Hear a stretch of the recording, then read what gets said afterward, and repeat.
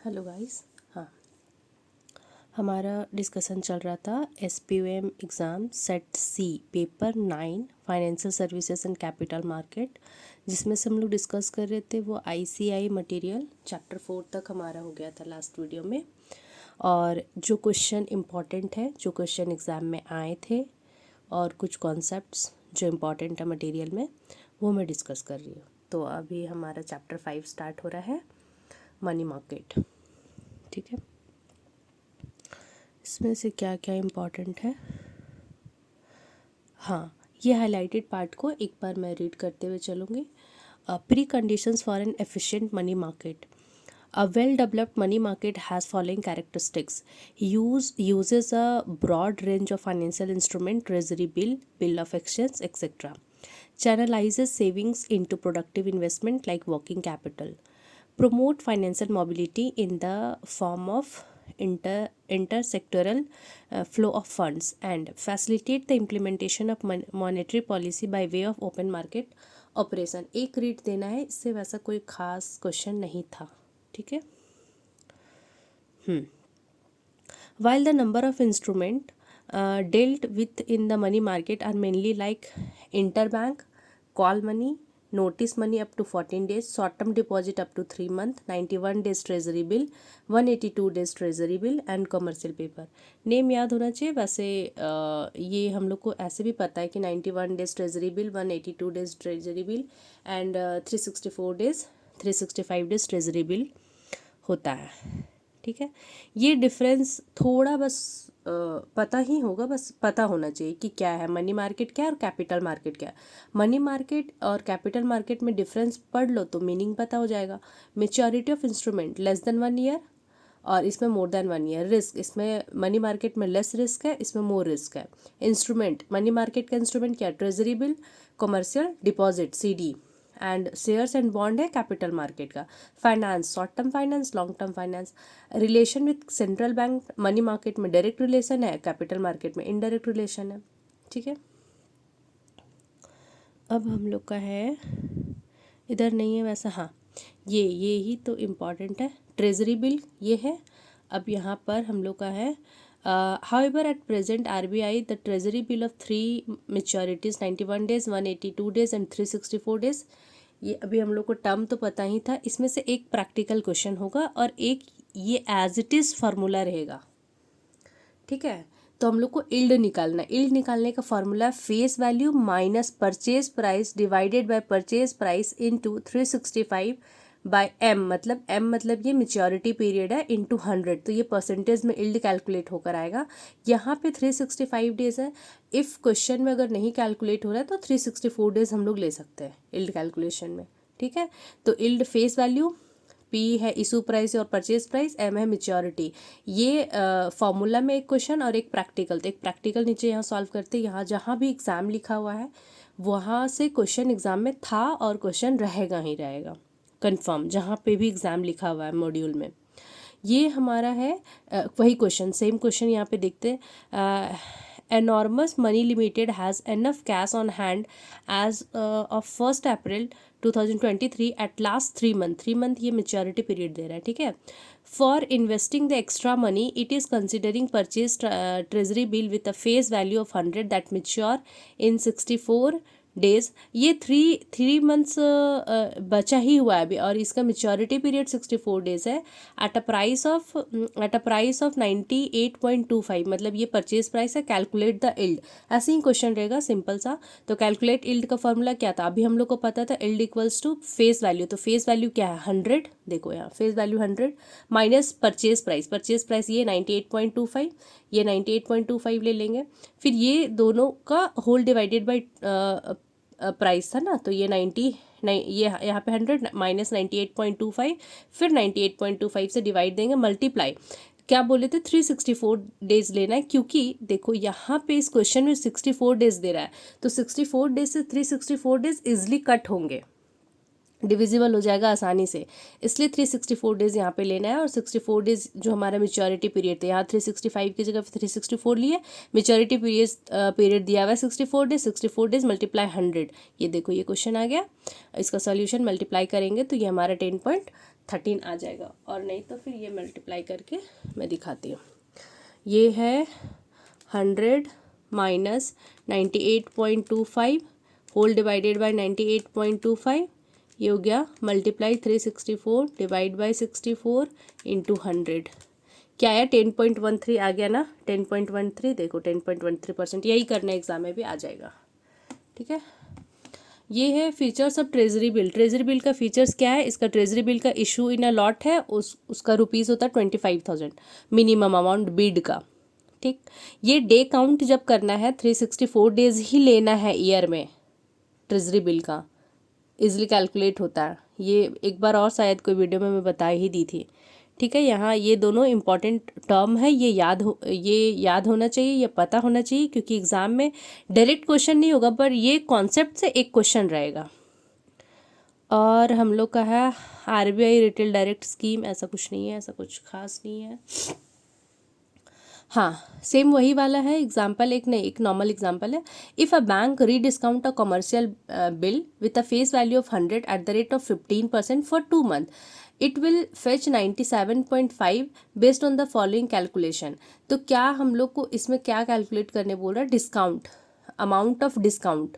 ठीक है, कितना अमाउंट ऑफ डिस्काउंट हुआ, तो डिस्काउंट का अमाउंट क्या, 100 फेस वैल्यू था, मल्टीप्लाई 15% इंटू 2 months के लिए 2/12, तो 2.50 आ गया। ये अमाउंट वहाँ पे नहीं दिया रहेगा, ये एग्जाम्पल है ना, तो ये लोग एग्जाम्पल में ज़्यादा ही इन्फॉर्मेशन दे रखा है, ये नहीं दिया रहेगा। तो 2.5 आया, या डिस्काउंट का अमाउंट पूछेगा, या नहीं तो बोलेगा कि डिस्काउंट होने के बाद कितने अमाउंट पे वो रीइशू हुए हैं, या रीडिस्काउंटेड प्राइस पूछेगा। तो 100 फेस वैल्यू था, इस पे से माइनस करेंगे 2.5, तो हमारा यही वैल्यू आएगा। ये नहीं दिया रहेगा एग्जाम में, कोई एक चीज़ मिसिंग रहेगा, ये निकालना रहेगा या फिर ये, तो 100 फेस वैल्यू में से माइनस कर देंगे डिस्काउंट को, तो ये आ जाएगा। फार्मूला क्या था, ये इल्ड वाला वही, face value minus sales price, sales value divided by sales value multiplied days और month in a year divided by जितने मेच्योरिटी पीरियड है, एम मतलब मेच्योरिटी पीरियड इंटू 100। ये फार्मूला ऊपर भी रिपीटेड था, वहाँ परचेज प्राइस से था, यहाँ सेल्स वैल्यू से था, एक ही है, कोई ज़्यादा डिफरेंस नहीं है। और एक यहाँ प्रैक्टिकल ऐसे लिया है उसी वाले एग्जाम्पल को, और उसका इल्ड निकाला है, तो ये वाला। ठीक है, हो गया। अब है हम लोग का, हाँ ये मेरे को नहीं आता, ये मेरे को नहीं आता। ठीक है, देख लेना, मतलब ये समझ आए तो समझ लेना। और हाँ, ये हम लोग का एक एग्जाम्पल है जिसमें दिया हुआ है issue, amount of issue, period 6 month, rate of discount 20%। तो डिस्काउंट अमाउंट हम लोग निकाल लेंगे 6 month का अमाउंट, मल्टीप्लाई 20% इंटू 6/12, तो डिस्काउंट आ गया। डिस्काउंट अमाउंट घटा देंगे फेस वैल्यू में से, तो हम लोग का आ जाएगा ये price, sales value, sales value आ गया 90। अब हम लोग को इसका इल्ड निकालना है, तो फेस वैल्यू 100 था, ये डिस्काउंटेड प्राइस मतलब डिस्काउंट लेस करने के बाद वाला प्राइस 90, फिर 90 into number of month in a year, 12 month divided by 6, क्योंकि मेच्योरिटी पीरियड 6 month हम लोग को दे रखा है, इंटू 100, तो ये आ जाएगा वैल्यू। ठीक है, इसमें डबल कैलकुलेशन हुआ, एक तो हम लोग डिस्काउंट कैलकुलेट किए, पहले डिस्काउंट कैलकुलेट किए, फिर हम लोग इल्ड कैलकुलेट किए, तो डिस्काउंट अमाउंट लेस कर दिए फेस वैल्यू में, फिर जो हमारा अमाउंट आया वो हमारा सेल्स वैल्यू रहा। आगे बढ़ते हैं, आगे हाँ, ये डिफरेंस पता होना चाहिए, 1 मार्क के लिए आता है, इससे या इससे, दोनों में से किसी एक में से 1 मार्क्स। कमर्शियल बिल और कमर्शियल पेपर में क्या डिफरेंस है, commercial bill arises from sale of transaction, banks finance commercial bills, usually the bills consist of an invoices, drawer drawee वाला कॉन्सेप्ट है यहाँ पे। ठीक है, bill of exchange. Commercial paper is an unsecured and discounted promissory note, तो unsecured और promissory note है तो कमर्शियल पेपर है वो, ऐसा रहता है एमसीक्यू में। Issued to finance the short term credit needs of large institutional buyer, short term के लिए ये कमर्शियल पेपर होता है, बस इतना पता होना चाहिए। हाँ, एक ये है कमर्शियल पेपर के ऊपर क्वेश्चन, तो इसको कैसे सॉल्व करती है ये मैं बताती हूँ। वही वाला कॉन्सेप्ट, ऊपर वाला जो फार्मूला भी हम लोग करके आए ना, इल्ड वाले, face value minus sales price divided by sales price into number of month in a year divided by maturity period into 100, तो वही करना। फेस वैल्यू दिया, सेल्स प्राइस दे रखा है, मेच्योरिटी दिया, ब्रोकरेज एंड अदर चार्जेस दिया है, तो ब्रोकरेज एंड अदर चार्जेस हम लोग फेस वैल्यू पे पहले कैलकुलेट करेंगे। ठीक है, अमाउंट आ गया। अब हम लोग को सेल्स प्राइस दे रखा है, लेकिन हम लोग को निकालना है नेट सेल्स प्राइस, क्योंकि ब्रोकरेज चार्जेस कुछ पे हो रहे हैं। तो जो सेल्स प्राइस था उसमें से माइनस करेंगे ब्रोकरेज चार्जेस, तो ये आ गया नेट सेल्स प्राइस। अब हम लोग का फेस वैल्यू दे रखा है 60 लाख जो भी 6 करोड़ है, माइनस ये नेट सेल्स प्राइस आ गया, whole divided by sales price ये वाले, फिर multiply 360 divided by maturity period 90 दिया था। अब यहाँ पे 365 इसलिए नहीं लिया क्योंकि नंबर ऑफ डेज जो दे रखा है मैच्योरिटी पीरियड का वो 90 दे, मतलब लास्ट में 0 फिगर है तो इजली कट होंगे, तो 360 ले लेना। और अगर यहाँ पे फिगर रहता जैसे कि 24 डेज 76 डेज, तो ऐसे वाले में 365 लेना, जहाँ 0 रहेगा 360 ले लेना। ठीक है, अज्यूम करना ही रहता, या फिर 360 डेज लेना है, ये क्वेश्चन में लिखा हुआ भी रहता, किसी किसी क्वेश्चन में था लिखा हुआ। ठीक है, फिर ये परसेंटेज कैलकुलेट होके आ जाएगा। आगे बढ़ते हैं। हाँ, ये CRR और SLR। CRR देखो बुक में 3% लिखा हुआ, लेकिन 4.5% है अभी का रेट। एक क्वेश्चन आ सकता है कि CRR कैलकुलेट करना है, कोई अमाउंट रहेगा CRR, तो 4.5% ये रेट याद रहेगा तो हम लोग कैलकुलेट कर पाएंगे। और SLR का 18% है, पर SLR का क्वेश्चन नहीं होता।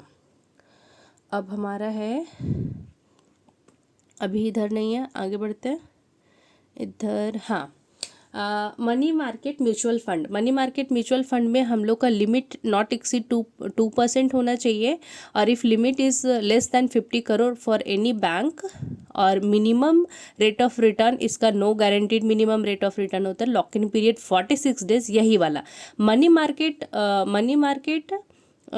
म्यूचुअल फंड का MMMF का लॉक इन पीरियड 46 डेज है, और दूसरे वाले का दूसरा टाइम पीरियड होता है, तो कंफ्यूज नहीं होना है।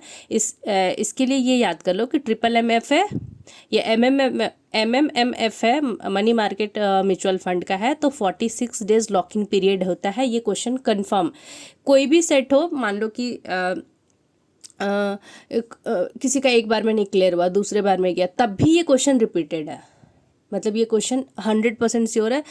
वो लोग का कितना भी इसका सेट प्रिपेयर किया हुआ 3-4 सेट है अगर, तब भी ये क्वेश्चन आएगा ही आएगा। तो 46 डेज याद रखना है। Advantage of money market fund ये उतना इंपॉर्टेंट नहीं है, सेल्फ रीड दे सकते हैं। हाँ, ये वाला एज इट इज़ यही लाइन था, यहाँ पे एग्ज़ाम लिखा हुआ मतलब था, और यही लाइन ही लिखा हुआ था। Repo rate is the rate at which Reserve Bank of India lends to commercial bank. Repo rate RBI lends करता है कमर्शियल बैंक को, और रिवर्स रेपो रेट में कमर्शियल बैंक RBI को लेंड्स करता है। बस ये लाइन याद रखना है, और कॉन्सेप्ट को भी। For a short period of time against government securities. On the other hand reserve repo is the rate at which commercial bank lends to RBI। उल्टा है, तो किसी एक का कंफर्म याद कर लो ना कि रेपो रेट में RBI लेंड्स करता है कमर्शियल बैंक को, दूसरा ऑटोमेटिक याद हो जाएगा। इधर ये वैसा कुछ नहीं है। ठीक है, ये वाला सच उतना इंपॉर्टेंट नहीं, जो इंपॉर्टेंट था वो ऊपर ही था। हाँ, डर्टी प्राइस और क्लीन प्राइस का एक क्वेश्चन, तो इसमें रहेगा फॉर्मूला है dirty price equals to clean price plus accrued interest. ठीक है, या फिर एक लाइन ये रहेगा कि जब डर्टी प्राइस है, ये दोनों को जोड़कर, तो डर्टी प्राइस हमेशा से क्लीन प्राइस से ज़्यादा रहेगा ना, क्योंकि इसमें अक्रूड इंटरेस्ट है। क्लीन प्राइस से ज़्यादा होगा या क्लीन प्राइस के बराबर होगा। अगर अक्रूड इंटरेस्ट 0 होता है तो क्लीन प्राइस प्लस 0, तो जितना क्लीन प्राइस है उतना ही डर्टी प्राइस है उसके इक्वल, या फिर अक्रूड इंटरेस्ट कुछ है तो उससे ज़्यादा, तो वो एक लाइन आ सकता है, या नहीं तो फिर ये वाला फॉर्मूला से अगर फिगर दिया है तो ठीक है, उससे कैलकुलेट करके हम लोग डर्टी प्राइस निकाल सकते हैं। और एक एग्जांपल है यहाँ पे, देख लेते, इसको सॉल्व कर लेते हैं। ये देखो, ये एग्जांपल यहाँ है पर एग्ज़ाम में था नहीं, पर फिर भी अगर सॉल्व करना है तो हम करवा देते हैं। A bank A enters a repo for 14 days and bank B in 12% GOI bond 2070 at the rate of 5.25% for rupees 5 crore, assuming that the clean price is 99.42। Clean price दे रखा है, डर्टी प्राइस करने के लिए accrued interest calculate करना होगा। Initial margin B 2% and days of accrued interest B 292। You are required to determine dirty price, start proceed first leg, और repayment at maturity second leg. Dirty price के लिए पहले हम लोग को क्या करना है, clean price plus accrued interest. तो क्लीन प्राइस हम लोग को दे रखा 99.44.2, ये आ गया, प्लस अक्रूड इंटरेस्ट के लिए फेस वैल्यू हम लोग का 100 है, इसमें अज्यूम कर रहे हैं क्योंकि नहीं दिया हुआ है, और 99 है मतलब 100 के अंदर वाला प्राइस है, तो 100 ही उसका फेस वैल्यू होगा, तो 100 ले लिए। और हम लोग को इसका रेट दे रखा है, 12% रेट दिया है, ये दे रखा है वो जो गवर्नमेंट बॉन्ड का जो रेट है जितना परसेंट से, ये 12%। और कितने डेज़ के लिए कैलकुलेट करना था इंटरेस्ट, 292 डेज़ के लिए, तो कैलकुलेट कर लिए, इसमें से जोड़ दिए क्लीन प्राइस में से, तो ये आ गया हम लोग का अक्रूड इंटरेस्ट। यहाँ तक ये अक्रूड इंटरेस्ट का पार्ट है और ये क्लीन प्राइस, तो दोनों को जोड़ कर आता था ना डर्टी प्राइस, तो ये आ गया। अब फर्स्ट लेग का फॉर्मूला है नॉमिनल वैल्यू। नॉमिनल वैल्यू क्या था, यहाँ दे रखा है 5 करोड़, देखो 5 करोड़ दिया, नॉमिनल वैल्यू ऐड नहीं, नॉमिनल वैल्यू मल्टीप्लाई दटी प्राइस। अब जो कैलकुलेट किए थे दटी प्राइस डिवाइडेड बाय 100 हो गया।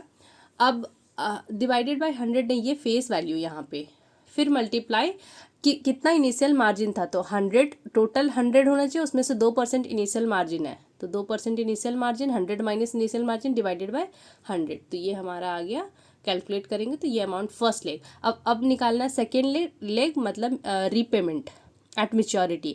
तो प्रोसीड स्टार्ट प्रोसीड जो 1 में आया ये अमाउंट, फर्स्ट लेग में आया वो amount, into 1 plus repo rate दिया हुआ है यहाँ पे देखो 5.25, 1 प्लस रेपो रेट, और कितने डेज के लिए दिया हुआ था, 14 डेज, यहाँ लिखा हुआ है 14 डेज रेपो रेट का, देखो 14 डेज डिवाइडेड बाय 360 कैलकुलेट होके आ गया, या 365 ले सकते, पर क्वेश्चन में बोला था नंबर ऑफ डेज 360 लेना है, देखो हो गया। ऐसे इसका क्वेश्चन था नहीं, बस कॉन्सेप्ट के लिए मैं बता दी। चलो ये आ गया अब हम लोग का MCQ। Reduction of borrowing amount of T bill results in the dash of T bill, reduction in supply. Amount of face value of certificate of deposit CD is 3000, period of maturity 3, discount 12, वही same वाला वही question है। 12 ये 3000 multiply 12% into 3/12 calculate करके आएगा हम लोग का आंसर 90। इसमें से लेस करेंगे तो इशू प्राइस हम लोग का आ जाएगा 2910, ये ठीक है, ये कर लो ना। देखो 3000 है, 3000 इंटू 12% इंटू 3 डिवाइडेड बाई 12, ये 90 आ गया, इसमें से लेस कर देंगे, 90 आ गया ना, 3000 माइनस 90, तो ये आ गया ना, इशू प्राइस 2910 आ गया। अब हम लोग का है on the basis of the facts of the above question the effective rate, तो इफेक्टिव रेट यही ना 12% है, तो ये 12% आ गया। Dash refers to the market for extremely short period loan that is 1 day to 14 days। तो ये 1 डे होता है कॉल मनी और नोटिस मनी का होता है 14, कॉल मनी का होता है 1 डे, नोटिस मनी का होता है 14 डेज, और टर्म मनी का होता है 15 डेज। क्वेश्चन ऐसा था वहाँ एग्जाम में, ठीक है। Which of the following is an unsecured promissory note है हमारा, कमर्शियल पेपर और commercial certificate of deposit, commercial bill, इसमें कंफ्यूजन नहीं होना है। Duration of call money market for the maximum duration of dash days 14 days, जो भी call money है वो 14 डेज से ज़्यादा का नहीं होगा। नेक्स्ट है हमारा A depositor deposits 2 lakh in a bank. Out of that amount, bank shall keep dash as cash reserve ratio. तो CRR कितना था 4.5, 2 लाख का 4.5%, 9,000, ठीक है। चैप्टर 5 ओवर हो गया। मिलते हम लोग नेक्स्ट, हाँ नेक्स्ट में मिलते, इधर ऐसा कुछ खास नहीं, ये सेम क्वेश्चन ऊपर में कराई थी, ये दोनों वाला ना, हाँ तो हो गया, ठीक है, बाय बाय।